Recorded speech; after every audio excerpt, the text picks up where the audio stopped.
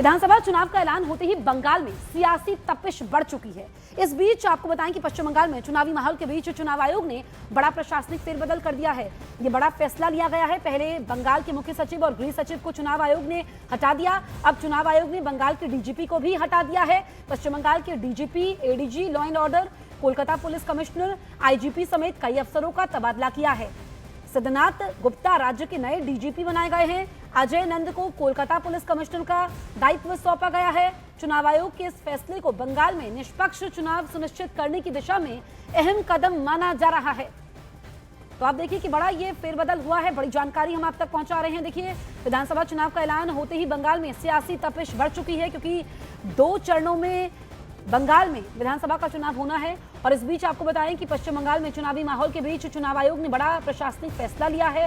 पहले बंगाल के मुख्य सचिव और गृह सचिव को चुनाव आयोग ने हटाया। अब चुनाव आयोग ने बंगाल के डीजीपी को भी हटा दिया है। तो देखिए, बंगाल में चुनाव आयोग के द्वारा किए गए बड़े प्रशासनिक फेरबदल के बाद टीएमसी ने निशाना साधा है। राज्यसभा से टीएमसी का पूरे दिन के लिए वॉकआउट और अधिकारियों को बदले जाने को षड्यंत्र टीएमसी ने बताया है, जिस पर बीजेपी ने पलटवार कर दिया है। तो आप देखिए कि बीजेपी इस पर पलटवार कर रही है, लेकिन टीएमसी कह रही है कि यह बड़ा षड्यंत्र है। और देखिए, जब चुनाव की तारीखों का ऐलान कल ही हुआ है और ऐसे में जो ये फेरबदल हुआ है, इससे टीएमसी भड़की हुई है। और टीएमसी ने इस प्रशासनिक फेरबदल के बाद हमला बोला है। राज्यसभा से टीएमसी ने पूरे दिन के लिए वॉकआउट किया और अधिकारियों को बदले जाने का षड्यंत्र बताया। ये तो गलत कदम है हमारे ख्याल में। पश्चिम बंगाल के खिलाफ एक ठो कदम है। हम ये नहीं चाहते, इससे चुनाव परिचालना करना और भी मुश्किल हो जाएगा।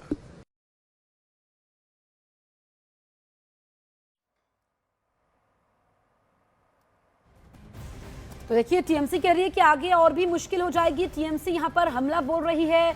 इस बीच बीजेपी ने भी पलटवार किया है, क्योंकि सीधे सीधे चुनाव आयोग पर सवाल उठाए जा रहे हैं। टीएमसी द्वारा बीजेपी पर सवाल उठाए जा रहे हैं। लेकिन आप देखिए कि ये बड़ा जो फेरबदल हुआ है, और इसमें आपको बताएं कि अब डीजीपी को हटा दिया गया है। इससे पहले हमने देखा कि बंगाल के मुख्य सचिव और गृह सचिव को चुनाव आयोग ने हटा दिया। अब चुनाव आयोग ने बंगाल के डीजीपी को भी हटा दिया है।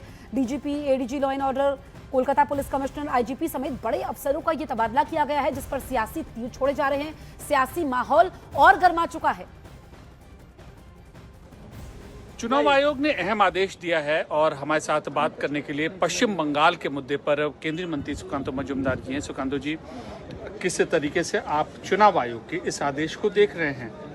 आला अधिकारियों का तबादला हुआ। देखिए, ये तो एक्सपेक्टेड था मुझे लगता है, क्योंकि इस तरीके के आला अधिकारियों ने पश्चिम बंगाल में ममता बनर्जी के एकदम वर्कर के रूप में काम कर रहे थे सारे। इनको तो हटना ही चाहिए था।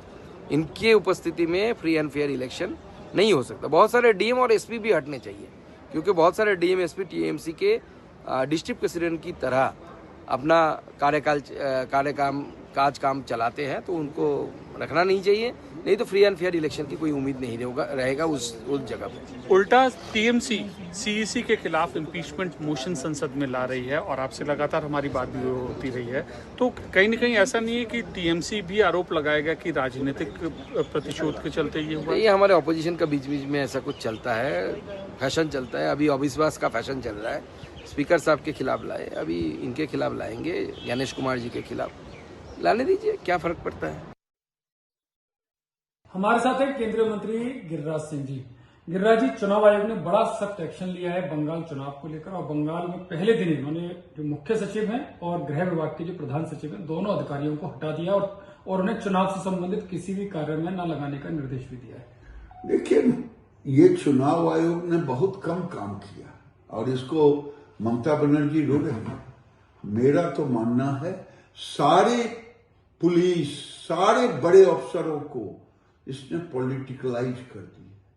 अभी तो चुनाव आयोग मेरे जैसा लोग रहे तो मैं ममता बनर्जी को ही अपदस्थ करके पावर विहीन अभी भर चुनाव करवा दूं। जब तक 71 से आए हुए, और क्योंकि ममता बनर्जी की सरकार ने आए हुए मुसलमानों को, बांग्लादेशी रोहिंग्या मुसलमानों को इन्होंने नौकरी दी है, सर्टिफिकेट दी है, इसकी जांच तब तक होगी तब पता चलेगा, क्योंकि ये तो सप्लायर बन गई पूरे देश में बांग्लादेशी मुसलमान, रोहिंग्या मुसलमानों को भेजने वाली।